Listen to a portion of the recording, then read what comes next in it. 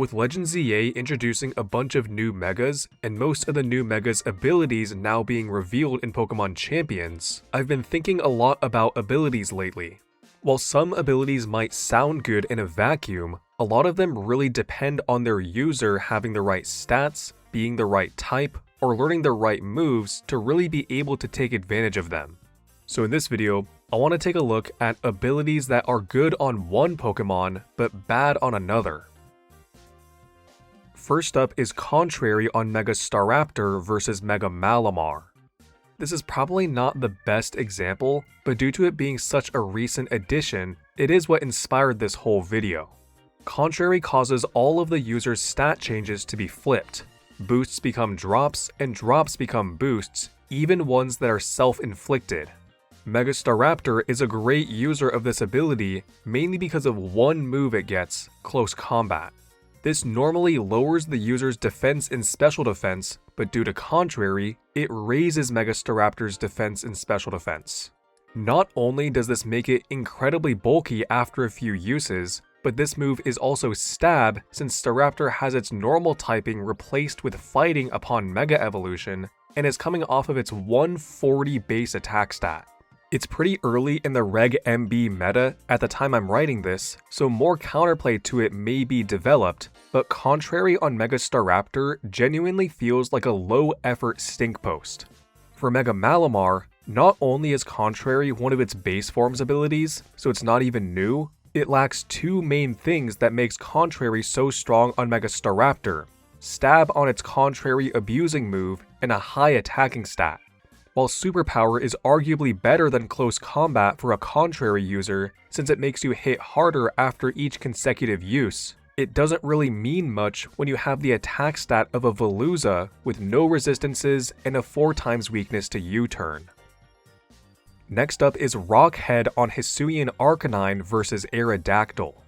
Rockhead makes the user immune to self-inflicted recoil damage, allowing the user to fire off high-power recoil moves with no drawback.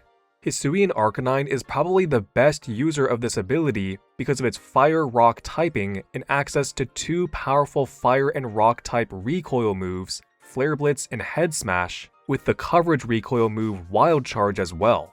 With an attack stat of 115, a speed stat of 90, access to priority with extreme speed, and coverage with Close Combat, Hisuian Arcanine is pretty decent. Even with its bad defensive typing, including two 4x weaknesses, it's generally preferred to Cantonian Arcanine, which is just a worse version of Incineroar in doubles, and a worse mono fire type than Cinderace in singles. On Aerodactyl, Rockhead is about as useful as the auto team build button in Champions. In other words, not at all.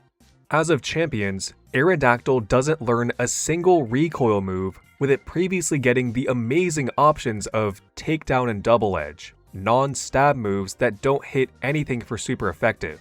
I really don't know what Game Freak is afraid of by giving it either Brave Bird or Head Smash.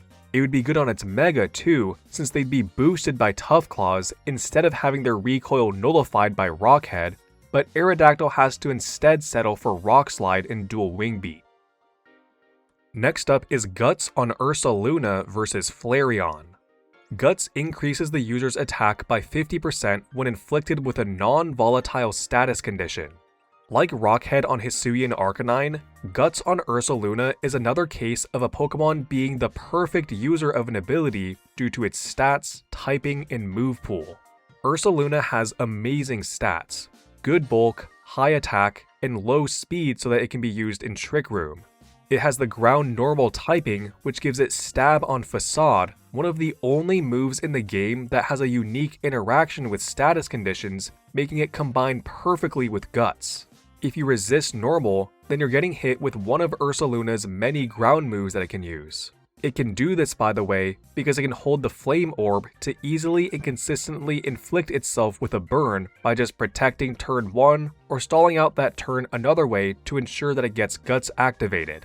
For Flareon, it's a fire type, so it can't get burned by the Flame Orb, so it has to use the Toxic Orb.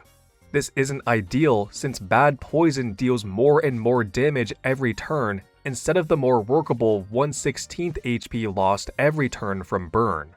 Flareon isn't a normal type, so it doesn't get Stab on Facade, and while Flare Blitz is a solid fire-type stab move, it deals recoil damage, so it's going to be losing a lot of its base 65 HP every turn. It doesn't have a secondary type to complement fire, and has a terrible physical move pool, so Guts kind of sucks on it. Next up is Technician on Breloom versus Roserade. Technician increases the power of moves 60 base power and lower by 50%, including each individual hit of a multi-strike move. Breloom has two great stab moves that get boosted by Technician, with some solid coverage moves as well. The two main stab moves are Bullet Seed and Mach Punch, and the coverage moves it gets include Aerial Ace, Bulldoze, Rock Tomb, and Pounce. The nice thing about Technician is that low power moves tend to have really good secondary effects, so increasing their power by 50% while maintaining their secondary effects makes it quite useful. For Roserade, it has pretty much no options for moves that get boosted by Technician, and part of the problem is that it's a special attacker, and there are just more physical moves 60 base power and lower, and just more physical moves in general compared to special moves. As of champions, it gets Weather Ball, Snore, and Round. Not exactly great options. Now Technician was actually decent on Roserade before Gen 8, because as a special attacker, it got a boost on the 60 base power Hidden Power, but that move was taken out of the game.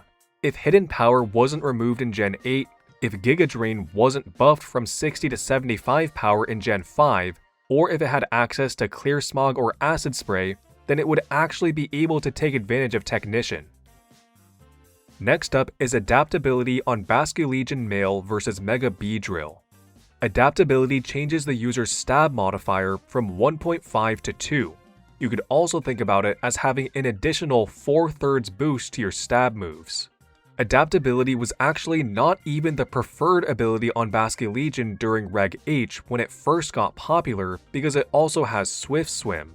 Which ability it uses just depends on how good Rain is in the meta, and in Reg MA and MB, Rain isn't super strong since no Mega gets Drizzle.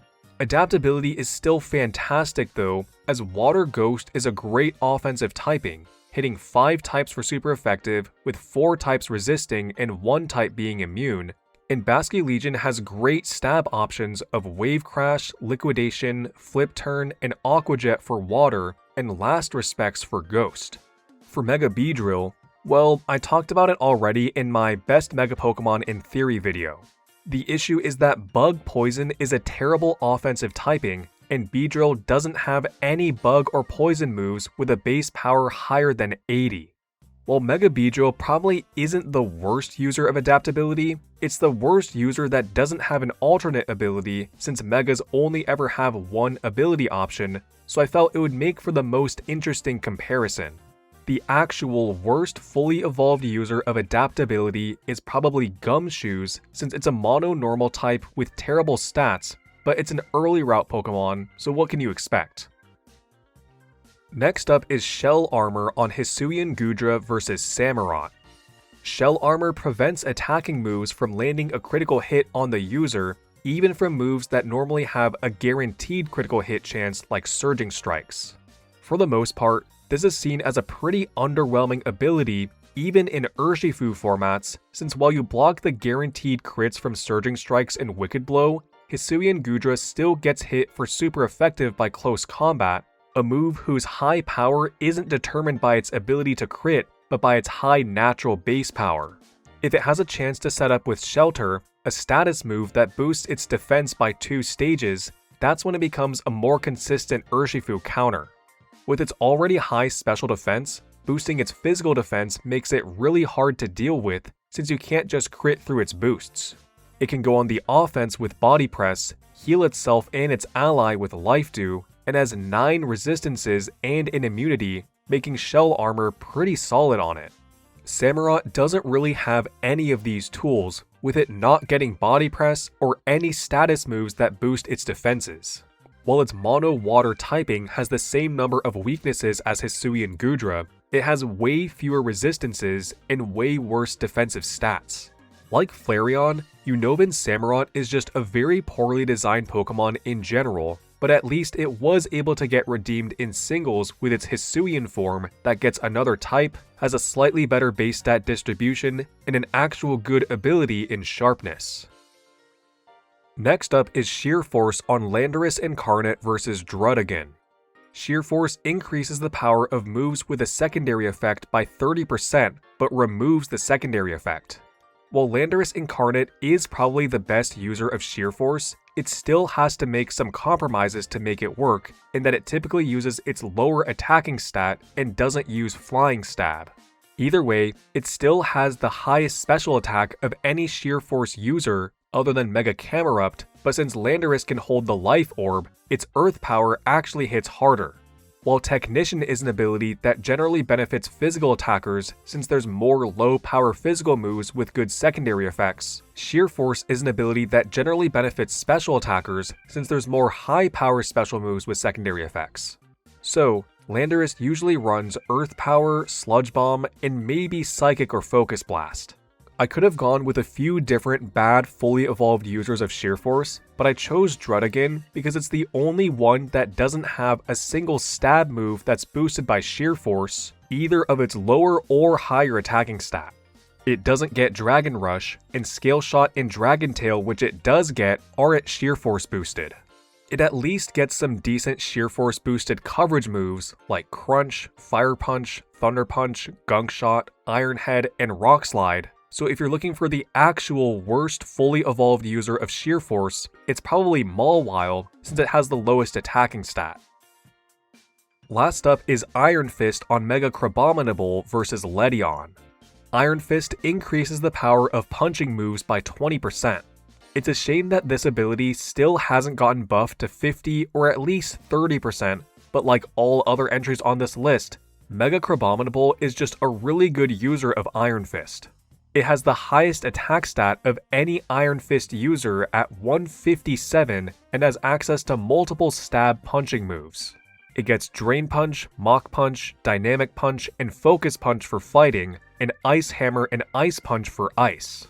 Thunder Punch is the only coverage punching move it gets, with that letting it hit the water types for super effective that resist ice. But since fighting an ice stab is just so good, it's not that big of a deal that it doesn't learn very many other punching moves. While Iron Fist is just an ability that it gets in its base form, it also gets the ability Hyper Cutter, which you might as well use so that you're immune to Intimidate pre-Mega. Compare all this to Ledion, which has the lowest attack stat of any Iron Fist user at 35, the same as Weedle. While it does actually learn a pretty decent number of punching moves, its attack is just so low that why would you even bother? There also doesn't exist a bug-type punching move unless they turn my Ledion Punch idea from my "if old Pokemon were released today" video into a real move. And those are good versus bad users of abilities. Let me know if you disagree with any of my picks and what other abilities I could have included as well. Anyway, if you want to support me and my channel, just leave a nice comment. If you want to take it a step further, you can become a member for 99 US cents a month to get a badge next to your name and early video access like all of these lovely people. Shout out to my level 2 members, Luki Skywalker, John, Codename Unknown, Deck AK, Zephyro, The Second Sage, and Kumedzani Maloiwa for your extra support. If you want bonus content, check out my second channel, Extra Bell, where I post videos I've scrapped from the main channel, as well as more casual, unscripted videos. Likes are also one of the ways that YouTube determines if a video should be passed around to more people, so if you feel that this video deserves to be, I would appreciate it. Thanks for watching.